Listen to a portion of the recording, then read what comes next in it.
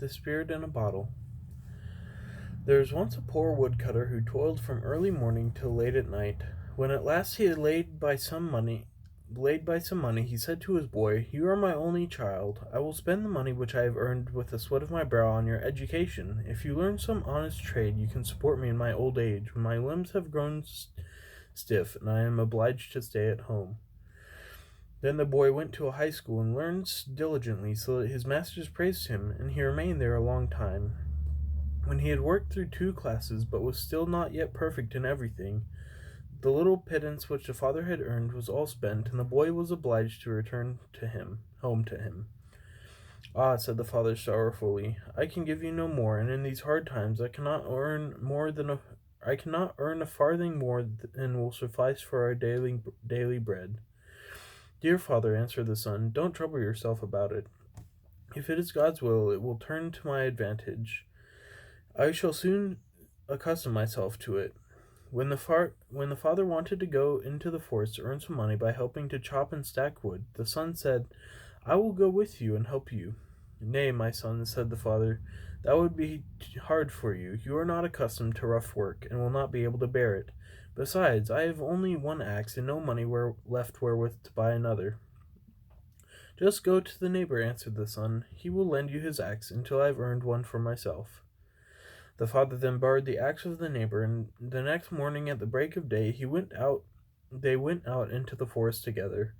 The son helped his father and was quite merry and brisk about it. But when the sun was right over their heads, the father said, "We will rest and have our dinner, and then shall work twice as well."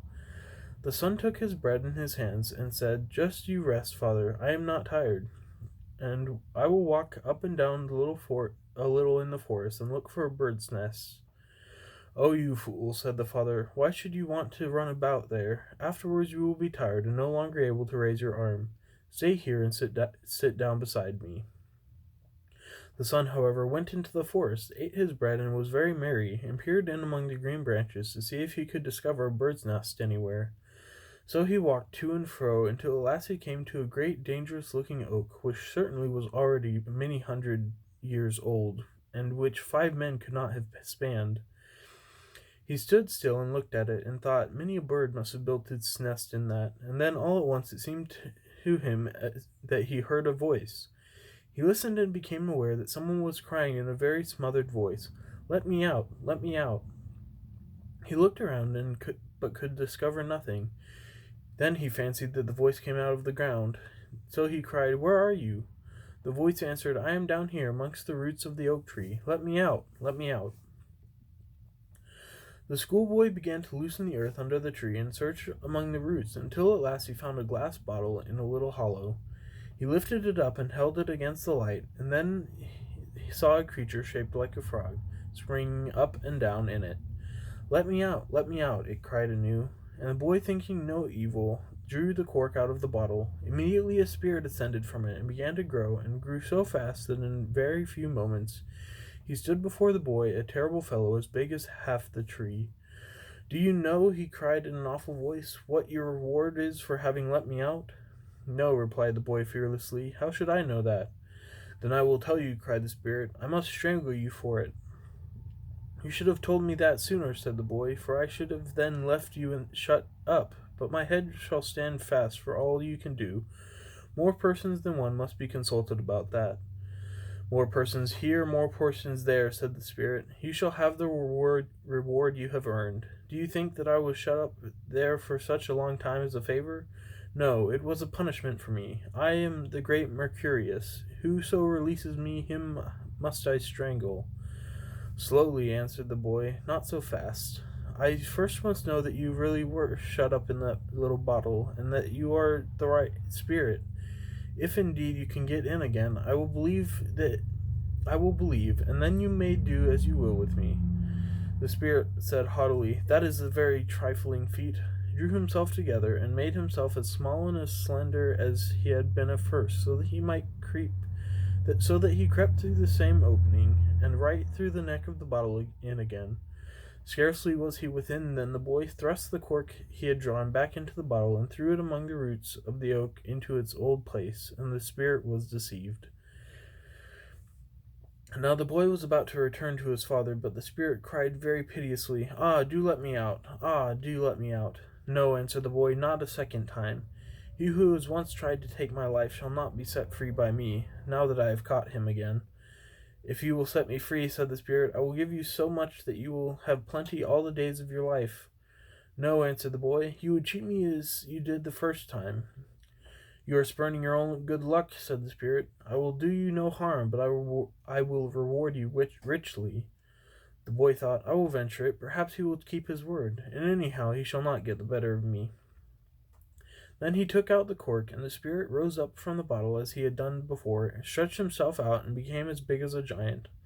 "Now you shall have your reward," said he, and handed the boy a little rag just like a sticking plaster, and said, "If you spread one end of this over a wound, it shall heal it, and if you rub steel or iron with the other end, it will be changed into silver."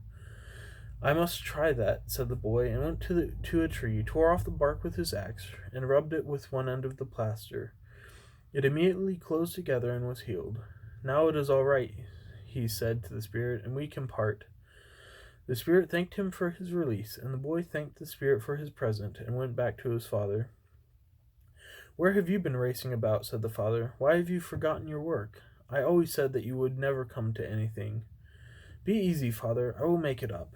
"Make it up, indeed," said the father angrily. That's no use."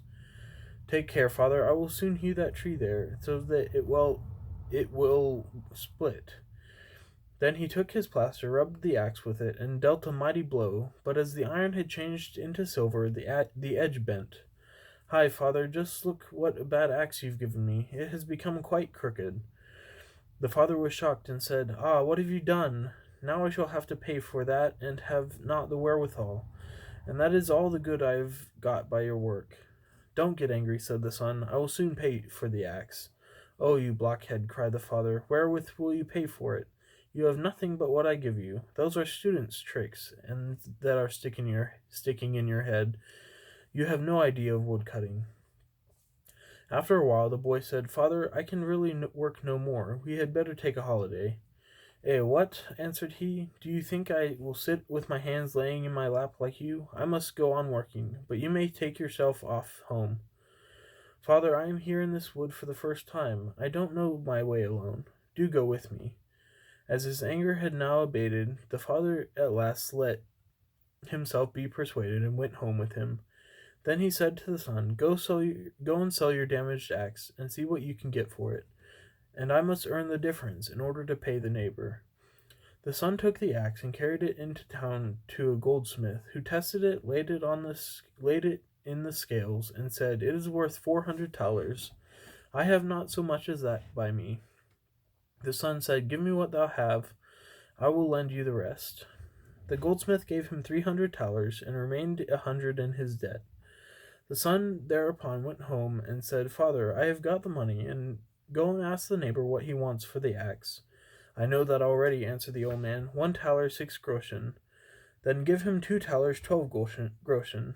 That is double and enough. See, I have money in plenty." And he gave the father 100 talers, and said, "You shall never know want. Live as comfortably as you like."